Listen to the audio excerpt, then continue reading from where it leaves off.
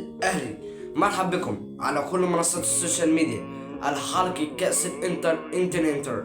النهارده يا جماعة هنتكلم على حلقة قمة وهي حلقة جميلة جدا. هنتكلم على قصة النادي الأهلي المصري، وهنتكلم على ريال مدريد، وهنتكلم على نادي باتشوكا المكسيكي. النهارده يا جماعة هنتكلم عن النادي البرازيلي، 4 أندية على قناتي عمر الأهلي. ولازم تعمل لايك وسبسكرايب على الفيديو وفعل الاشتراك وفعل الجرس عشان نوصل لأقل 100,000 مشترك على منصة السوشيال ميديا. يلا بينا على الحلقة. بس أول حاجة اعمل لايك، ومش شافك تعمل لايك يلا اعمل لايك وسبسكرايب وفعل الفيديو وفعل الاشتراك وفعل الجرس. ويلا بينا على الحلقة القمة وهي حلقة كأس الانتر على قناة عمر الأهلي. يلا. اولا الاهلي المصري، هنتكلم عن الاهلي المصري وريال مدريد وباتشوكا المكسيكي ونادي البرازيل. كام فريق هيلعبوا في كاس الانتر؟ بص يا معلم، الاهلي المصري كسب العين الاماراتي 3-0، ونادي باتشوكا المكسيكي كسب نادي البرازيل. طب متوقعين نادي البرازيل هيلاعب الاهلي ونادي البرازيل هيخسر نادي باتشوكا المكسيكي؟ لا، طلعت الواقع العادي لا يلاعب نادي الاهلي ونادي باتشوكا المكسيكي. يوم ايه؟ يوم 14 ديسمبر 2024. ده في ايه؟ في بطولة قارية، بطولة كأس الانتر. الاهلي خد نص العالم، والباتشوكا المكسيكي خدت نص العالم، اللي هو موجود في غرب وخد شمال. ده خد غرب وده خد شمال، يعني الاهلي خد 3 قارات، والنادي باتشوكا المكسيكي خد 3 قارات. ازاي يا عم؟ اقول لك ازاي. من ضمنهم امريكا الجنوبيه، من ضمن امريكا الشماليه على نص اوروبا. اوكي، ده كله توقعات فيفا. الاهلي كان 3 قارات: افريقيا، اسيا، المحيط الهادي. هم دول 3 قارات: افريقيا، المحيط الهادي، اسيا. الاهلي المصري لو لعب نادي باتشوكا المكسيكي مش هتصعب على الاهلي المصري ولا لا؟ اقول لك 99% للاهلي المصري هيكسب 4-0. وده مش كلامي، ده كلام الصحفيين الاسبانيين. وكمان ده في حلقه هتتعمل ان شاء الله يوم 25، حلقه على لاعب قمه. والاهلي هيجيب قرعه كاس العالم للانديه. هيجيب اعاره من النادي السعودي، وهيجيب اعاره من النادي الاوروبي. صعب جدا الاهلي المصري هيلاعب نادي ريال مدريد في النهائي، وصعب الماتش عليه يوم 14 ديسمبر يبقى 4-0 الرقم ده. او نادي باتشوكا المكسيكي ما يتمش في الدوري حلو، اقول لك لا، ده كلام وحش. اللي ماشي اصلا في الدوري هو نادي البرازيلي اللي خد كوبا كاباربوريس وخد كوبا الامريكا. الاهلي بطل افريقيا، ونادي البرازيل بطل كوبا كاباربوريس. اهلي كده بص بقى، تحس توازن مع بعض. نادي باتشوكا المكسيكي خد الجائزة دي، والاهلي خد الجائزة دي. طبعا تقريبا الاهلي المصري متفوق على الانديه دي، والاهلي المصري متفوق على الانديه دي. يا ازاي؟ في عقليه. الاهلي المصري هيمشي بخطيته كل حاجه في كاس العالم للانديه. يمشي في كاس العالم للانديه بالتنظيم العادي، والاهلي المصري تمشي بالتنظيم العادي في كاس الانتر. ازاي؟ قلت لنا في اول حلقه المره اللي فاتت في حلقه كاس العالم من الانديه المونديال 2025، قلت لنا ان الحلقه دي معموله لمهمتين. ايه؟ الا كاس العالم 2025 مهم على اي نادي الاهلي في الافتتاحيه. اقول لك كلامك صح، وكلامي ده مش كلامي، ده كان كلام المونتاج، بتكلم في الفيديو كده. شفت؟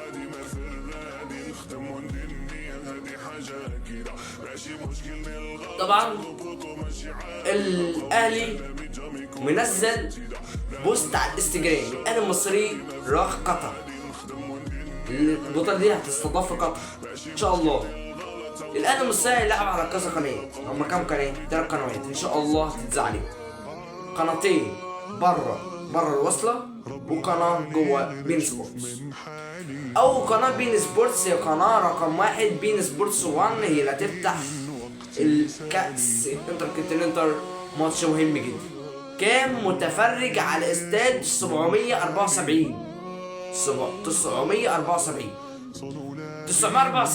الاستاد ده الاستاد الخرافي الجامد جدا. استاد 974 عليه 75,000 متفرج. نادي الأهلي أقسم بالله العظيم 750,000 متفرج في كأس الانتر كونتيننتال. يعني لا إله إلا الله، النادي بنشوكا المكسيكي ده هيخسر من الأهلي وش. وانت بعارف الموضوع ده، وكل الأندية بعارفة. بنشوكا المكسيكي هيخسر النادي الأهلي المصري، هيخسر بنشوكا المكسيكي بسهولة. متفكرش نادي بنشوكا المكسيكي أصلا نادي ضعيف، ونادي ضعيف بس نادي في قوته حاجة عادية، حاجة مهمة، بس مش حاجة مهمة قوي، مش حاجة خرافية زي النادي الأهلي المصري. أنا بكلمك عن نادي بنشوكا المكسيكي من أهم الأندية في أمريكا، بس في العالم أقول لك لا. إيه ده؟ يعني العين الإماراتي أصعب من نادي بنشوكا المكسيكي بكتير؟ أقول لك بكتير. نادي بنشوكا المكسيكي أصلا معدي العين الإماراتي بكتير، بس أنت وبنشوكا المكسيكي ده حضر نفسه، والماتش ده خلاص هتصعب على الأهلي، هتصعب. بس يلا بينا على الثقافات كأس الانتر كونتيننتال.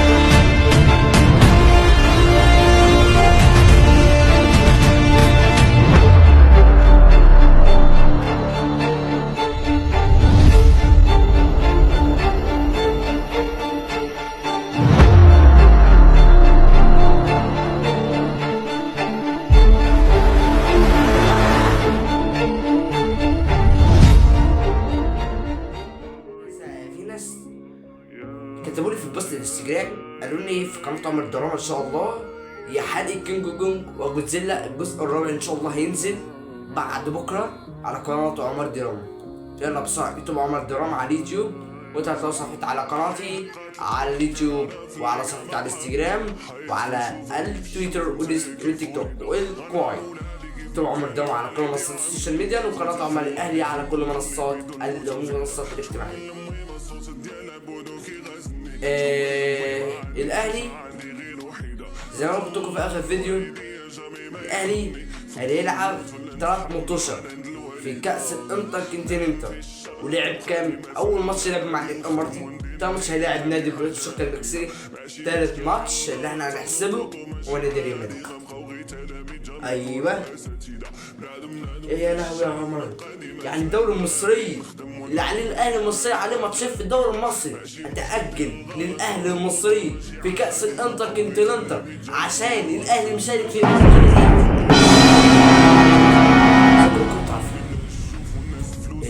الاهلي قدومة الاهلي في المباريات وفي القمة في كأس الانتر كونتيننتال. طبعا الاهلي الاحسن للاندية في القارة. حسب لي كده كام نادي مع كأس الانتر كونتيننتال؟ الدوري المصري طبعا على جنب، وكأس الرابطة على جنب. ازاي؟ الاهلي ما هيتأجل ماتش منه في كأس الدوري المصري، وفي كأس الرابطة المصرية، وفي كأس مصر، كأس السوبر المصري، وكأس أبطال إفريقيا. 5 بطولات هيتأجلوا من عنده الشهر ده. الشهر ده هيتأجل منه بطولات، يعني كأس دوري أبطال إفريقيا هيقف طبعا، وده مش طبيعي. ده صفحة فيفا وصفحة إفريقيا منزلين إقرار لكأس أبطال إفريقيا هيقف لمدة 5 أيام، عشان الأهلي بيشارك في كأس الانتركونتيننتال، عشان هيقعد 5 أسبوع هياخدوا أجازة. طبعا الصحافة الأجنبية منزلين إقرار إن كريستيانو رونالدو هيجي النادي الأهلي المصري. كريستيانو رونالدو هيجي النادي الأهلي المصري في إمتى؟ يوم يوم يونيو 2025 لافتتاحية كأس العالم للأندية، وده ميسي. ده مش كلام. كريستيانو رونالدو موافق على العرض، والعرض كان جامد. كام عرض؟ والعرض ده بيسكره في المليار. مدة عرض كام شهر؟ مدة شهر ونص. وطبعا الحلقة دي هتتعمل لها حلقة ان شاء الله يوم 25، وانا بقول لك عليها في اخر فيديو. قلت لك في حلقة جامدة، حلقة لاعب، وحلقة من السعودية، وحلقة من اسيا، من اوروبا. حلقة اوروبا دي مينفعش تتابعها. حلقة اوروبا دي هتتعمل ان شاء الله يوم 25 يوم ديسمبر. والحلقة دي مهمة جدا. والحلقة يوم عارف يوم 25 ديسمبر أهم حلقة هتكسر الدنيا. حلقة فيها لعبة جامدة، حلقة فيها متعرفش الحلقة فيها ايه، متعرفش الحلقة دي فيها فوق. فيها لعبة جامدة. انت بتتكلم في حاجة انت مش عارفها. كريستيانو رونالدو تركي الشيخ ينزل اقرار للنادي الاهلي المصري. كريستيانو رونالدو هيجي منه. الصحافة المصرية والقنوات الفضائية المصرية والقنوات الفضائية الاسبانية والقنوات الفضائية الاردنية والدول العربية، خلاص رسميا كريستيانو رونالدو للنادي الاهلي المصري 2025 في كأس العالم للأندية لمدة 2.5 شهر في كأس العالم للأندية. هيكمل 1.5 شهر في الدوري المصري، وهيكمل الشهر بتاع كأس العالم للأندية. ليه؟ أقول لك ليه؟ ما الهلال السعودي مشارك. ليه؟ تركي الشيخ مسلم لكريستيانو رونالدو للنادي الاهلي المصري، وحتى ساب اهل بلده. لا مش هتنسى يا عم، اتبسط يا عم. الهلال لهم صفقات جامده جدا هتجيلهم من اوروبا جباره. تركي الشيخ مصمم من الهلال السعودي هيجيب لهم لعيبه من اوروبا جامدين. شفت قمه الحلقه عامله ازاي؟ شفت الحلقة دي مهمة ليه؟ شفت ليه القصة جامدة ليه؟ شفت الحلقة جميلة ليه؟ شفت الحلقة عاملة ازاي؟ تعمل لايك، سبسكرايب، فعل الفيديو، فعل الاشتراك، فعل الجرس. استنونا حلقة يوم 17 ديسمبر ان شاء الله مع الاهلي وريال مدريد ان شاء الله. اعمل لايك، سبسكرايب.